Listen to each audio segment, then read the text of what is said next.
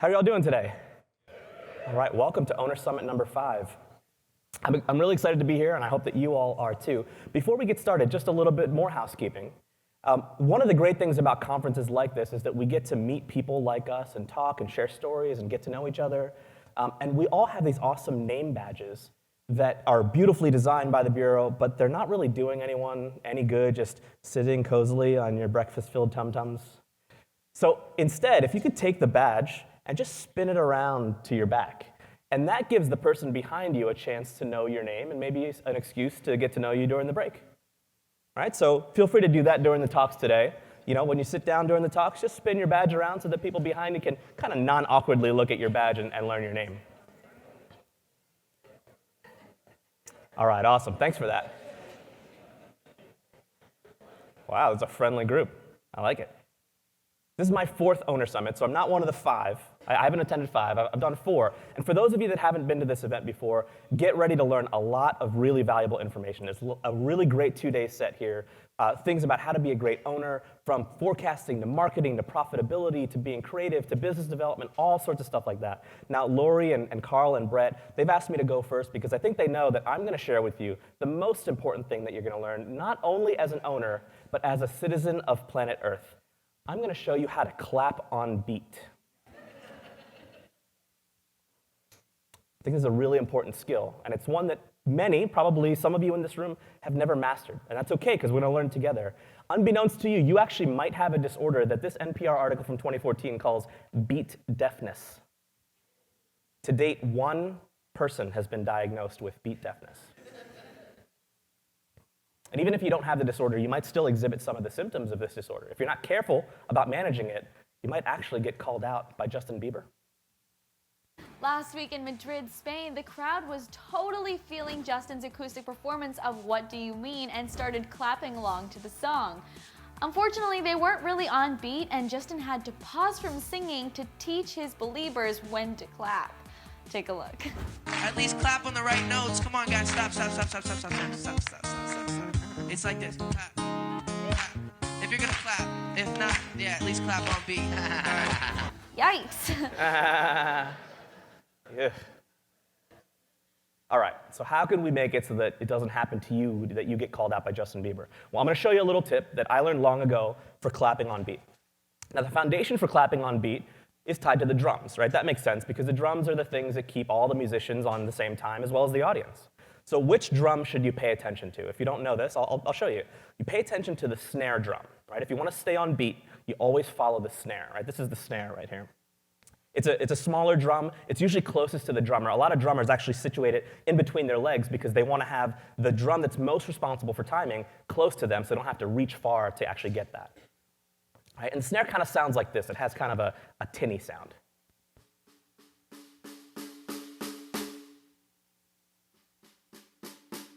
So that's the sound that the snare has. So if you can hear it, pay attention to that sound in any song. Okay, so let's take this to the next level. Why would you clap with the snare drum? Well, it's because the snare drum is usually played on a specific interval. And this is the key to clapping on beat. Now, most popular songs are written in a 4/4 time signature. And that's really just a fancy way of saying you can count to 4 over and over, and you would be in rhythm with the song. 1, 2, 3, 4, 1, 2, 3, 4. You get the idea. Right? Now, the snare is often played at this interval. For most songs, the snare is played on the 2 and the 4. So when you clap to a song, the rule is you always clap on the 2 and the 4. How many people have never heard this before? Okay, just a few. All right. So let's try it all together. I'm going to count to 4 a bunch of times, and let's all clap on the 2 and the 4. All right, ready? 1, 2, 3, 4. 1, 2, 3, 4. You guys got it. That's awesome. All right, nice work. All right, so let's put it all together, and let's actually try to clap with a song. Now, in a minute, I'm going to advance a slide, and we're going to watch Jonathan Moffat, who's also known as Sugarfoot. We're going to watch him play Smooth Criminal on the drums. Now, he is Michael Jackson's longtime drummer. He's played with Madonna, Elton John, George Michael, many others. He's a really, really great drummer, and he can play all over the set. But even though he's so good, he still sticks to the 2 and the 4 on the snare. So if you get lost, just watch the snare, right? It's what he plays with his right hand for this clip of the song. So I'll count out the beat. I'll count 1, 2, 3, 4 with it, and we'll clap on 2 and 4, and then I'll stop counting, and we'll still clap on 2 and 4 to see if we can catch this beat. Sound good to everybody? All right, here we go.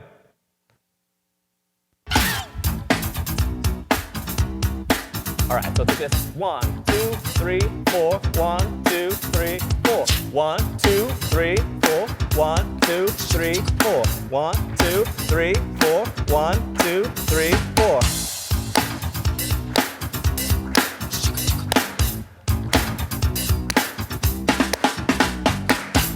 Nice job, everyone. Round of applause for you. All right. Here's to evading beat deafness. Now, the first few minutes of this conference, you learned something that may serve you for the rest of your life. You learned a really great lesson. And here's the great news. If you weren't able to do this before, if you didn't know that rule and you weren't able to clap on the 2 and the 4 because you didn't know, the great news is that now all of you are musicians. Right? And I don't mean that in jest. I'm actually being truthful about that. One of the fundamental skills for a musician is to be able to clap on beat and to keep timing. And now you all can do that, so you can keep timing. Now, what that doesn't mean, though, is that you are a good musician. It doesn't mean that you're going to have a successful music career. Right? Doing something that every musician can do is table stakes. Right? That doesn't make you a good musician. You only break that barrier when you do something that other musicians maybe can't do. And the same thing applies to running a successful agency. Right? Owner Summit and conferences like this are wonderful because we get people together and we feel like we're not alone, like Carl was just saying. Now, many of us became owners by accident, right? We were all practitioners and we had to learn how to write contracts and how to hire and fire and how to establish vacation policies, mostly out of necessity. We didn't go to school to do this. And so Owner Summit brings us together so that we can learn some of those things and meet people and see what's worked for them. But this is like learning to clap on beat. Right? This is like a baseline. It's not a goal. Right? Setting your blended rate to the same thing that everybody else is doing is not going to help you succeed. So using the same agile methodology that everybody's using is not going to help you succeed either. So what's going to help you run a great shop? Well, I think it's about being different. I think it's about being different than everyone else. Now, that could be a lot different. That could be just a little bit different. But the amount doesn't matter, at least not at first. I'm going to change the slide here, and I'd like you to take note of where your eyes eventually land. Okay, ready? Here we go. How many people saw the green dot? If you haven't seen the green dot, it's probably time to get your eyes checked. This slide is sponsored by the American Optometric Association. Why are we drawn to the green dot? It's because, it's the same size as everything, it's the same position as everything else, the same orientation, but there's one thing that's different. It's green, right? And our eyes and our brains are wired to notice things that are different, not things that are the same. Most of us ignored all the other black dots on the page and instead focused on that green dot. There are lots of ways to be different. And so for this talk, I'm going to focus on one particular one today.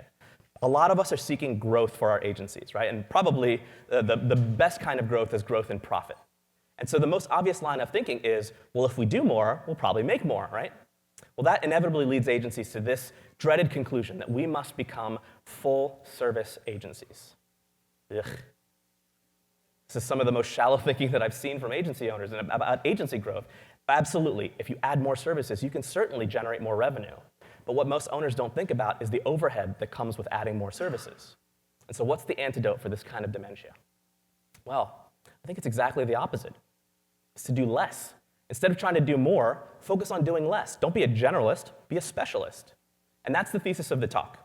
Right? That a specific kind of differentiation, narrowing your focus, is actually going to help you to succeed. We're going to do a couple of written exercises. You all have notebooks in front of you and pens. You might have your own notebook.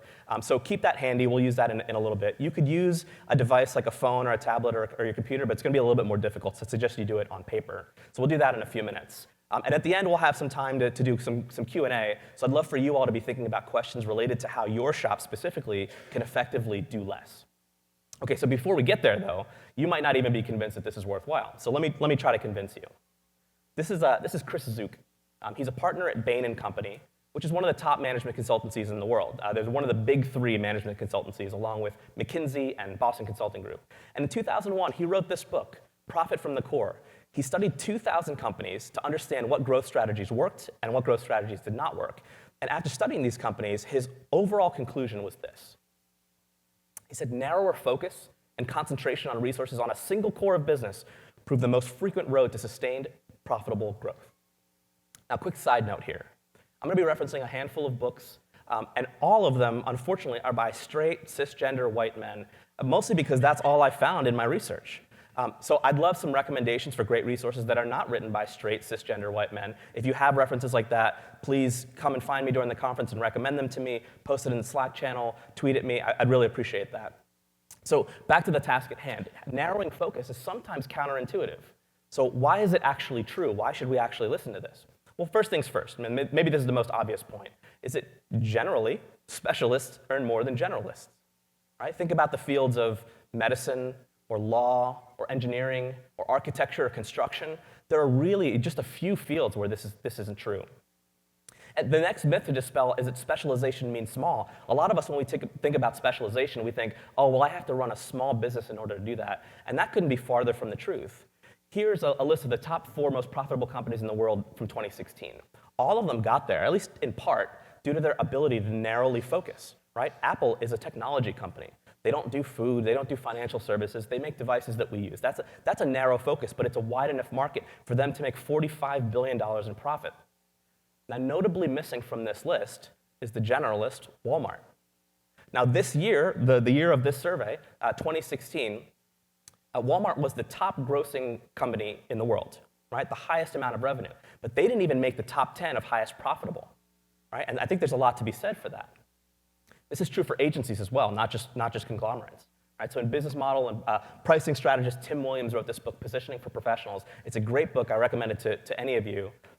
He notes that of the top 25 advertising agencies in America, more than 60% are specialist firms, not full-service agencies.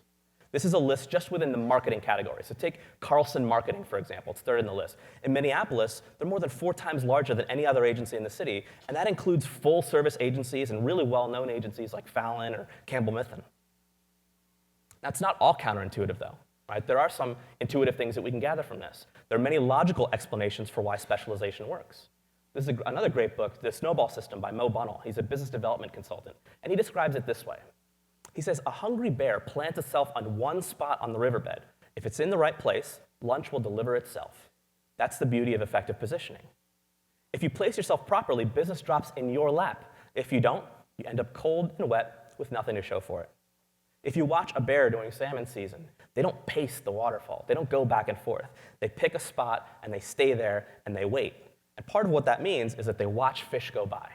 Right? And that's okay, because they know that eventually, if they stake their ground, that what's coming to them will be good. All right, so let's say that I've piqued your interest in pursuing a narrower focus for your shop, or at least investigating it for the rest of this talk, but you don't know where to begin. That's fair. It's actually not an easy task. So maybe I'll give you a couple of starting points here. We're going to take a few minutes, and we're going to use the notebooks or the pads of paper or whatever you got in front of you and do a little bit of an exercise. This is where you'll need that pen and paper. So what I want you to do is I'd like you to flip to a page, any page, and on that piece of paper, I'd like you to make a list. We're going to take 2 minutes to do this. Make a list of every service your agency has offered. Right? And that doesn't mean successfully sold, just offered, just tried to sell. Right? And it doesn't mean you have to be successful selling that. And I want you to be as detailed as possible. If you've tried to sell content strategy separate from copywriting, list both of them. If you've tried to sell visual design separate from UI design, list both of them. Be as specific and detailed as possible. Make sense? Anybody have any questions before we do this? All right, we'll do this for 2 minutes. I'll set this timer. It'll count down, and then we'll move on to the next thing. All right, go for it.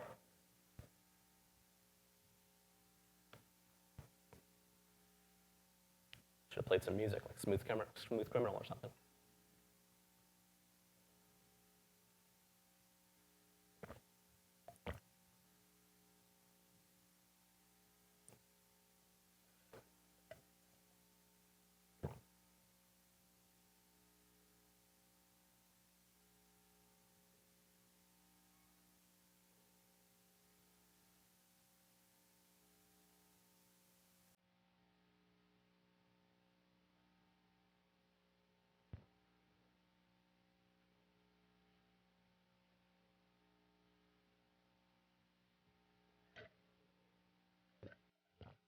If you're just joining us, we're praying. No, I'm just kidding. All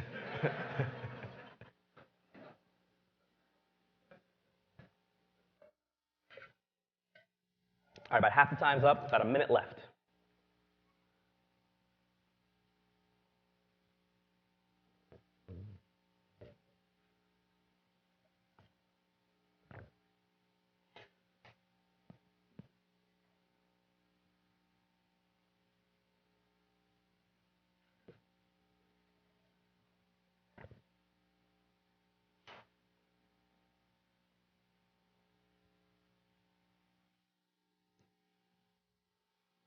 right, 30 seconds left. Start thinking about wrapping up your lists.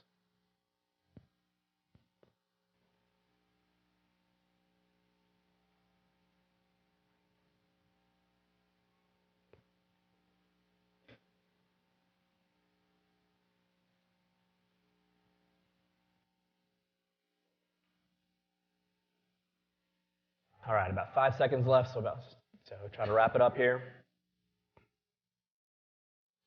All right, now obviously this is not a comprehensive list, right? You could probably do this for 30 minutes and come up with a lot, but at least this gives you a start. So we're going to do one more thing with this list. We'll do another kind of 2-minute exercise, and then that'll be the end of the 2-minute exercises here. We're going to add a few symbols to the list that you've got. Right? We're going to classify every service on your list. And we're going to use 3 in particular. So this is the first one. The first one is heart. And heart stands for passion. What are the things that your agency and you are passionate about doing? You love doing these things. If no one was paying you to do this, you would do this. If a benefactor came and dropped $30 million in your lap, you would do this anyway, right? Because you didn't have to worry about paying your bills. This is what the heart means, passion. The second symbol here is a $sign, right? So this is the things that your customers and your clients are asking for. What are they coming to you to do? Regardless of whether you like it or you're good at it, what are they asking for? And then the third one is probably the most difficult of all of these. And you'll likely have the least of these on your sheet. You might not have any, and that's okay too. For this one, I'd like you to put a star next to any service on your list that you think your agency is the best in the world at, right? No one does it better. And be honest about this. If you think that you're the best in the world about branding, great. Put a star next to branding on your list. If you think you're best in the world at building WordPress sites, great. Put a star on your list here. All right. So we'll take another 2 minutes to do this. And at the end of the 2 minutes, some of the services on your list will have no symbols next to them, or they'll have 1 or 2 or 3. Any one of those are good options here. All right, ready? Anybody have any questions before we start that? All right, so start classifying that list. In 2 minutes, go for it.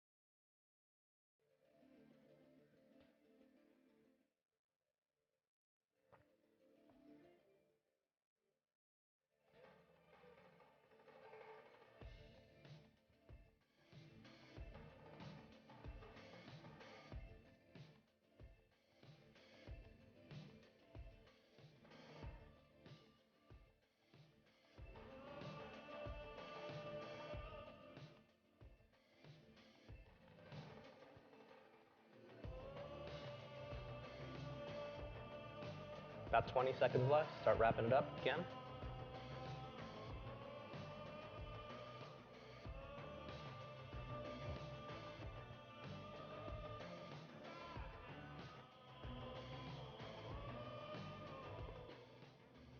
All right, great. So in front of you, you should have a list. And with that list, you should have symbols next to every service that you wrote down. Some might have 1 symbol or no symbols, or 2 or 3 symbols next to them. So what do we do with this sheet? Well, essentially, you could use this sheet to be a bit of a roadmap for you. Jim Collins specializes in company sustainability and growth, and he and his team took 5 years to study great companies. And they define great as companies that generated cumulative stock returns that beat the general stock market by an average of 7 times over the last 15 years. Right? And in 2001, they published their findings in this book, Good to Great. And one of those findings that they have is that all of these great companies had a particular approach to these 3 things that you just marked on your sheet. Right, so passion, what your clients are buying from you, and being best in the world, Collins views them as concentric circles that overlap, and the sweet spot is right in the middle between the 3. Right? For example, if you love doing Angular development and all of your clients are coming to you to do Angular development, and nobody does Angular development better than you, you're probably running a pretty great business, right? You get to do what you love all day. You're getting paid well because you have a ton of clients that are coming to you just for this, right? That's a great place to be. Now, I won't ask you to identify what these are publicly, but if anybody wants to raise their hand, anybody have something on their list with 3 symbols next to it? Anybody? A few people. That's awesome. That's great. If you do, these are all your things to double down on, right? This can be the start of your new positioning, of your narrow focus, is the things that have the 3 things next to them, because that's the sweet spot. That's what all businesses aim for, right? But this isn't easy. In their seminal work, Positioning, The Battle for Your Mind, marketing consultants Al Reese and Jack Trout, this is where they coined the term positioning. They describe the difficulty with it, right? They say the art of positioning is saying only the things that will most clearly differentiate and elevate your offering, and this is the hard part, as well as having the discipline to leave the rest out, right? The flip side of the coin for doubling down on the things that have the 3 symbols on them is that you got to stop talking about the services that don't have any symbols next to them, or even the ones with 1 symbol next to them. And that's usually the toughest with the ones that just have a heart next to them, right? You love doing these, but honestly, your prospective clients don't care. You're not very good at it, right? So start leaving that stuff off. When your client asks, do you do this? The answer there is no. It's not, well, yeah, I mean, we could. The answer is no, right? All right, so what should we do with some of the other combinations? Well, let's go from worst to best, right? Let's look at the ones that have a $ and a star. Right, so what that means is you're really good at doing them, right? You're the best in the world at doing this service, and your clients ask for it a lot, but you don't really care about doing them. You could care less about doing them. You don't love doing them. Well, this is really your in a pinch list, right? When you're having cash flow problems, when you just need to make payroll, call your old clients and offer these services to them. Tomorrow, Joe Rinaldi is going to have a lightning talk about what he calls old gold, right? Which is great opportunities with previous clients. And these services, these are great candidates to discuss with those clients. All right, what about the $ and the heart, right? That's stuff that you love to do, and your clients ask for it, but you're not necessarily the best in the world. Maybe not yet. These might be the services where you're losing pitches, right? So you can let these items inform your training, your hiring, and your overflow request, right? This can influence your training and hiring plans. So do you love doing video production, but you tend to lose out to another shop that does it better? Well, buy your team a lynda.com subscription so that they can beef up their skills in video production. Or if they don't have the appetite for it, what you could do is you could prioritize your next hire as somebody who's really good at this to help level up your team and your team's sensibilities. Now, if you find that you're losing to the same set of competitors over and over again, you might be tempted to poach some of their people, which is fair, right, to build up some of your capabilities. But one overlooked source of treasure here is that you don't have to poach their current people. You could actually talk to people who are their alumni or expats, right, especially those that have gone freelance. If you hire them temporarily for a freelance gig, right, that might be all that your team needs to establish the level of expertise to be considered best in the world by some of your prospective clients. This is a list of agencies that SuperFriendly pitches against fairly regularly. Now, clients come to us for great design, but we've certainly gotten the, sorry, we're going to go with Rally Interactive because their previous work is just closer to what we like. You know, in terms of best in the world, we're not there yet. That's not us, at least not compared to these agencies. And so what I started doing is I started talking and working more with people like Jeff Crowell and Brian Powell, who both worked at Rally, that don't work there anymore, are freelancing now, or Ivan Ruiz-Knott of Upstatement. You know, coincidentally, we started winning more work against these agencies once we started incorporating those folks into our work. Another thing that you can do to build up being the best in the world is to eat some humble pie and go get some practice. And who better than to send you those things to practice on, those leads? I will regularly email Hallie at Wayno or Felipe at Work & Co., and I'll ask for their overflow work, the projects that they're not a good fit for whatever reasons, right? Their scraps are some of the things that could make my team great, if we can build that up. Now, the last combo here is the heart and the star, the stuff that you love doing and no one does better, right? You're best in the world at that. This should be the focus of your marketing strategy, right? If you're best in the world and you love doing it, the biggest hurdle is likely that your prospective clients don't know about you, right? They just don't know. So focus your outbound strategy on telling those people. Tell the people at the NFL how good you are at sports marketing. Make videos featuring your senior strategist that used to be a D1 scout. Right? And promote the heck out of it on Instagram. Right? This should be the crux of your marketing strategy. If you're really good at it and you love doing it, everyone should know. An easy win here is to include it as a free add-on as a way to win work. Right? Okay, I know you hired us to build a custom CRM for you, but if you go with us, we have this new service that we want to throw in, which is an information architecture audit. Right? And that might be the thing that you become you become known for. And now you've got the case study after you do that project with a real client that you can use to sell it at a premium to future clients. Now, all of these techniques are an attempt to help you pass what I call the top-of-mind test. Right? You want your agency to be the top of mind when your prospective client wants the service that you offer. For example, a big, giant organization needs a rebrand. Who do they call? Pentagram, right? Top of mind. They call Pentagram. An enterprise realizes they need a design system to help them govern all their digital properties. Who should they call? Well, I want the answer to be SuperFriendly. Right? I want to be top of mind on that list. Right? A publishing company wants a new Drupal site. Who do they call? Lullabot. Now, for a few people in this room, I bet that answer gets your goat a little bit. Right? Good. Maybe it bothers you because it's true. But maybe it bothers you because it's not true, and those prospective clients don't know that. Right? That becomes your marketing strategy. That's the challenge. How do you capture mindset? How do you capture mind share in the way that these companies already have? Well, if you want other people to believe it, then you've got to believe it too, and you have to be able to articulate it. This is one of my favorite exercises to do when I'm coaching owners or when I'm doing identity work with any company. It's called the onlyness statement. And my friend Jan-Paul Ostendorf from Forge, he recommended it to me after he saw it in Marty Neumeier's book, Zag. Now, you can find the worksheet on my site, but I'll walk through it here. Essentially, it's a Mad Lib style worksheet. And it goes like this. It goes, this is the only blank, that blank, for blank, who want to blank during a blank. Right? This is the only, what type of digital experience is this? That, what type of service do you provide? For, who is your target audience and what geographic region or market do they exist in? Who want to, what is your customer's emotional motivation? During a, what is the increasing or decreasing cultural trend? So here's an example. I'll read it out. It's a little bit small at the bottom of the screen. This is the only motorcycle manufacturer that makes big, loud motorcycles for macho guys and macho wannabes, mostly in the United States, who want to join a gang of cowboys during a time of decreasing personal freedom. Who does that apply to? Harley-Davidson, right? A great test of the onlyness statement is to put a competitor's name in place and see if it still fits. If you put Triumph Motorcycles or Suzuki or Yamaha in this, it makes the statement awkward at best or just inaccurate at worst, right? And therefore, it's a worthy onlyness statement for Harley-Davidson. Only Harley-Davidson could make that statement and have it apply. I'd like to tell you about one of my proudest moments with SuperFriendly recently. We were contacted by the global UX director of a big enterprise who'd followed our work for years. And she knew exactly what work she wanted from us, and she came straight to us. She wasn't talking to anybody else because she knew she wanted to work with us. So we had a really quick conversation about terms. We had a handful of conversations, but they were all casual, and then we essentially wrote up the paperwork. Now, once she took that to her procurement group, because the dollar amount was high enough, the procurement group said, well, we got to get 2 other bids on this. Now, I knew that meant our project was going to be delayed by a couple of months at least, even though we were shoo-ins. So I said, all right. A few weeks later, I got an email back from her, and she said, I don't really know anybody else that does this kind of work. And I was like, yeah, nobody else does, which is kind of a lie, but I'm not going to tell her that. So she goes to her procurement group, and she says, well, there's really no one else that does this kind of work. And the procurement group says, well, in that case, we have to release the triple bid requirement here, but only in this instance, right, just this once.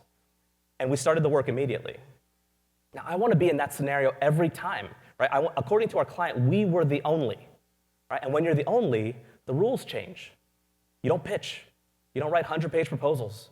You talk about terms casually, you write them up, you get deposits, and you get to work. How many of you feel like you have your onlyness statement down? I want to ask you to volunteer. A few people in the room. That's great. For most of us, it's difficult. It's hard to do. If we all did, though, we could see how different we were sometimes, and in small ways, and sometimes in larger ways, and we all could work together more. Instead of pitching against each other because we have complementary onlyness statements. We'll realize that because we're each slightly different. We each do our own unique thing at all of our agencies. We just might not know that yet. So I want to come back to this idea of different. Right? The word often has a negative connotation. Sometimes it means weird or out there or something you don't want to associate with because it's not like the normal. Right? We hear sayings like, march to the beat of it. They march to the beat of a different drummer. Right? Which often means, oh, they're Looney Tunes. It's best not to be associated with them. Right? But I think this says more about the people who hear the same thing more than it does about the people who are, quote unquote, marching to the beat of a different drummer. This is Victor Wooten. Does anybody know Victor Wooten's music? He's incredible. He's been voted the bass player of the year from Bass Player Magazine 3 times. He's actually the first person to win it more than once. In 2011, he's ranked number 10 in the top 10 bassists of all times by Rolling Stone magazine. He used to play bass for Bella Fleck and the Flecktones. I think it's safe to say that Victor probably understands the clap on the 2 and the 4 rule that we talked about earlier. I want to show you a couple of clips where Victor shows us a little bit about what he knows about timing. So I'm going to start with this metronome, the TM40, right? We're going to use it in a time signature of 160. Here's what I would normally do. I have a lot of metronome there, and I'm just going to groove to it like a...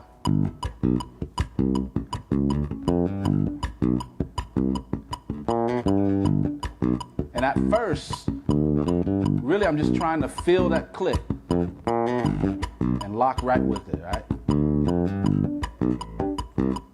And at first I don't want to do too many fills. I just want to groove so I can really find that tempo.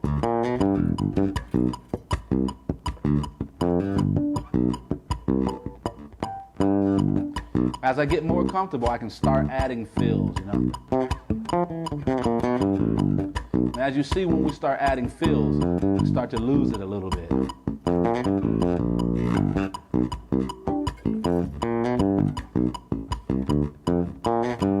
Okay, now once I'm comfortable with that, I'm going to do the exact same thing, but I'm going to cut the metronome in half. So instead of 160, we're going to take the metronome down to 80. All right, so now I have half of the metronome.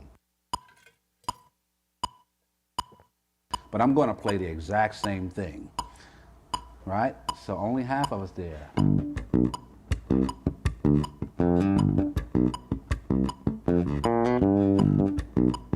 A little bit harder to do. Ah.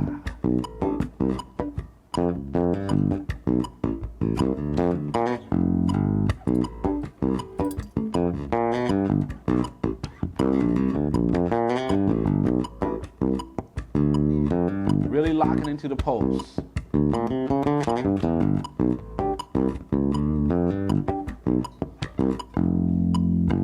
And I'm going to keep doing that for quite a while, all right, until I can really feel that pulse, all right? But again, my goal here is to be weaning myself off of the metronome. So here's what's going to go next. You can probably guess. I'm going to cut the metronome in half again. I'm going to play the same thing, but now the metronome is going to be at 40.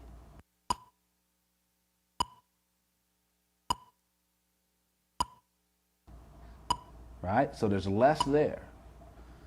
So now, more and more, I have to have good time rather than just relying on the metronome.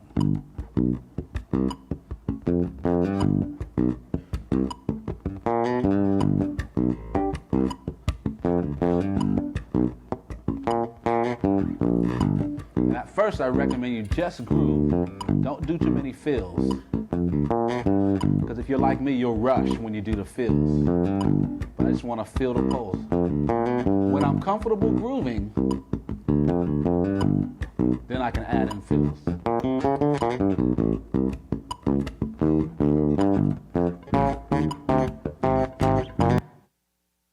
Now listen to the points that he's making there.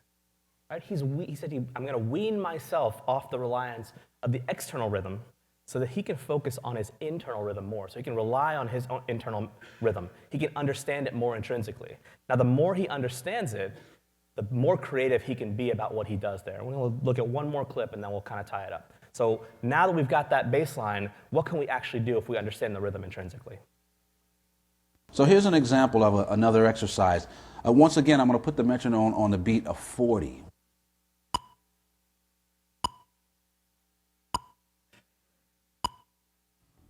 So normally I might think of 1, 2, 3, 4, 2, 2, 3, 4, 2, 3, 4. And I may play something like this.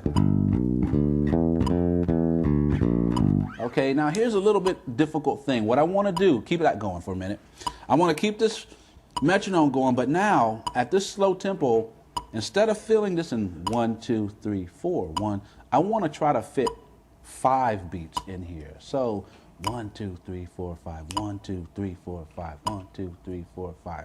2. So now the pulse is dun, dun, dun, dun, dun, dun, dun, dun, dun. Okay.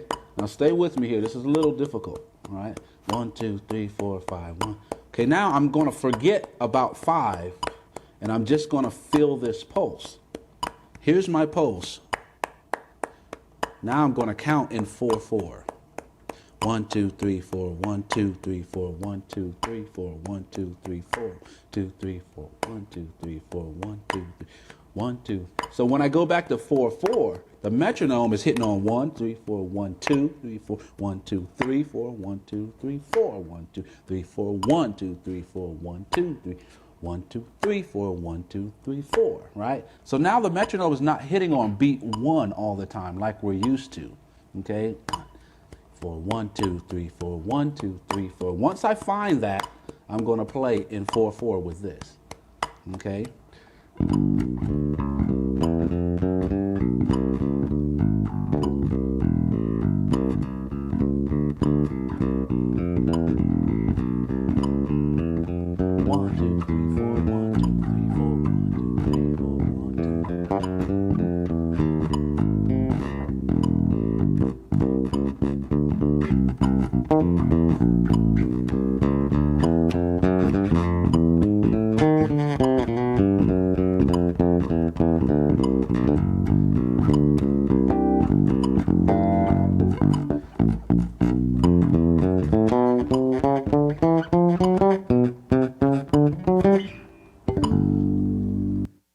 Break your brain like it does mine? Man. Now, Victor Wooten is not marching to a different beat. It's the same beat that we all hear, right? The difference is he's so attuned to his craft. He's so attuned to what he does, to his internal timing, that when he hears 5 where we hear 4, right? He's listening for something. Well, he's listening for something different. The beat doesn't change. He does, right? So if we were just to listen to that groove without the metronome, without that backstory, we would have thought, like, I don't know, he just hears something different than I do, right? That's the difference between us, is that he's on a different level. And what he just showed us in that video is he's not on a different level. He's on the same level, but he's doing something different with it, right? He's hearing different things than we are. But we could hear that same thing too once it's explained to us. Over the next few days, you're going to learn a lot here. Through sessions, through the camp sessions, through the talks, through the workshops.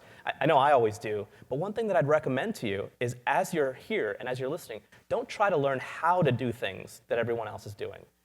Try to learn what everyone else is doing so that you can do something different, something that's yours, something that only your agency can do, right? It's not the beat of a different drummer.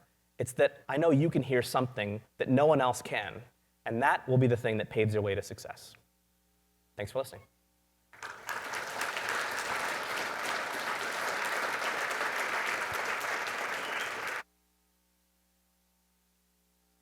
So we have some time for questions if anybody has any questions. Happy to try and answer them. You gonna run a mic? Oh, we have a catch box. We do. Oh, and it's actually working. All right, Greg, you ready? It's on. Okay, wait. Now I got to remember my question. Hang on, bear with me. Okay.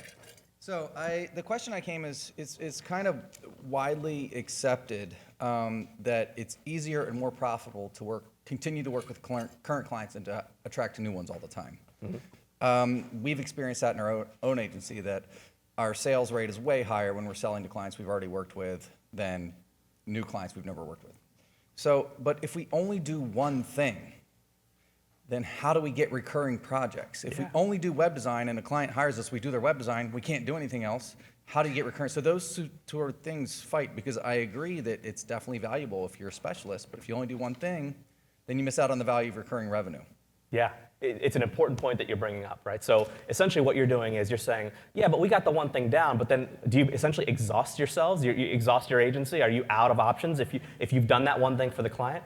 So that book, Profit to the Core, that I mentioned, it talks about that. It goes, once you have the foundational level, then what do you do after that, right? Then there's a next level that you take it to, right? So what's level 2 is you expand into adjacent services, right? You're not a web development shop that also does video production, right? Because they're way far apart. You might be a web development shop that does front end right now, and you expand into back end, right? What are adjacent services that seem related? Because now your clients can tie them in their minds. They go, oh, right, you've solved this problem for us, and here's an adjacent one, Right? Now, the more adjacent you get, the farther away you get from the core. And that's what the book is about. It's called Profit from the Core. What is your core offering, and what are some of the adjacent things around that core offering that you can build around? If you don't have a core, you can't build around it. But if you do have a strong core, for some of you that are running shops that you're like, we know what we do, our clients know what we do, the next step is to go, all right, what's adjacent to that now that feels like a natural extension of the value that we can provide?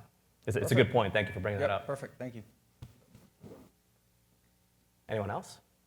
Anybody else would just want to try to catch that thing? I got, oh man, I'm going to Tom Brady this.